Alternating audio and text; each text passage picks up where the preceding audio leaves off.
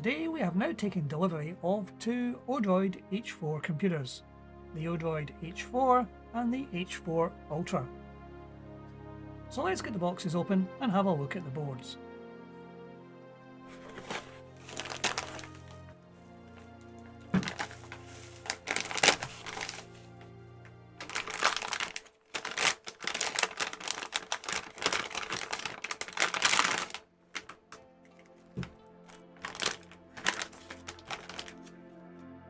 This is our Odroid H4 Ultra. And now for the base model.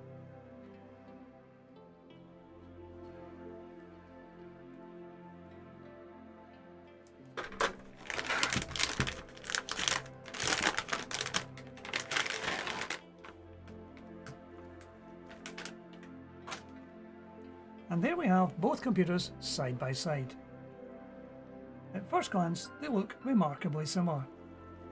However, as you will see from the side of the board, the Ultra has 4 SATA data ports and 4 SATA power ports. And it has the original 2.5 GB Ethernet ports, plus an additional display port. The base H4 model has only a single Ethernet port, and at the side where the SATA ports would be is just a bare board.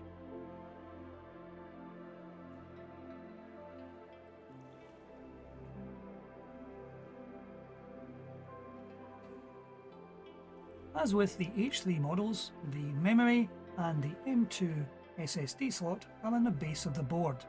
These new H4 models only have a single slot for memory. However, they do take DDR5 memory, up to 48 GB.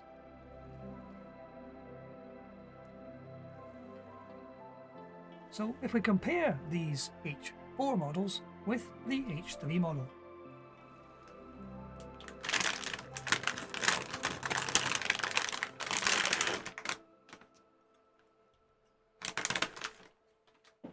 if we put these side by side, you will see that the original H3 is slightly smaller than the H4. The H3 had a board size of 110mm by 110mm, or 11 centimeters. The H4 has a size of 120mm, so is a full 1 centimeter bigger all the way round. As you will also see, the size of the heatsinks is different. On the H3, the heatsink is of a square aspect ratio, whereas on the H4 it is distinctly rectangular, taking up more space on the board. While at first the boards look remarkably similar, on closer inspection you will see that the board layout has changed quite radically. On the H3 model, the SATA ports are on this side of the board, but on the H4 model they have swapped sides. And a closer comparison for the components, you will see they are quite different. So Hardkernel has done more than just increase the size of the board to give themselves more space. They have done a complete redesign of the circuitry. So what advantages do we get on the new H4 Ultra board as compared to the H3 Plus? Well, apart from the additional SATA ports, which will enable this machine to now become a very convenient NAS computer and network attached storage, you also have a faster processor and a processor with more cores. The original H3 had 4 cores, whereas this new H4 Ultra has 8 cores, and it also has a different processor. We now have an i3 core processor on this board, capable of running at a higher clock speed.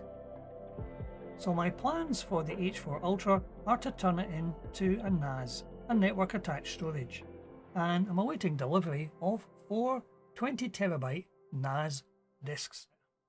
I have not yet decided what project to do with the H4 computer, the one without the SATA ports.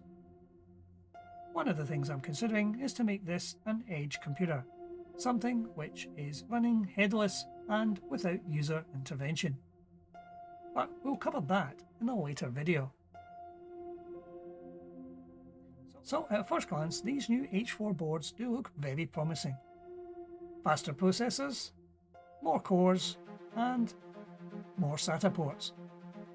And in addition, should you require 3 screens, you now have 1 HDMI and 2 display ports. So in our next video, we will begin the transformation of this H4 Ultra into a network attached storage machine, with a total of 80 terabytes of disk space. However, that's it for today. Thank you for watching.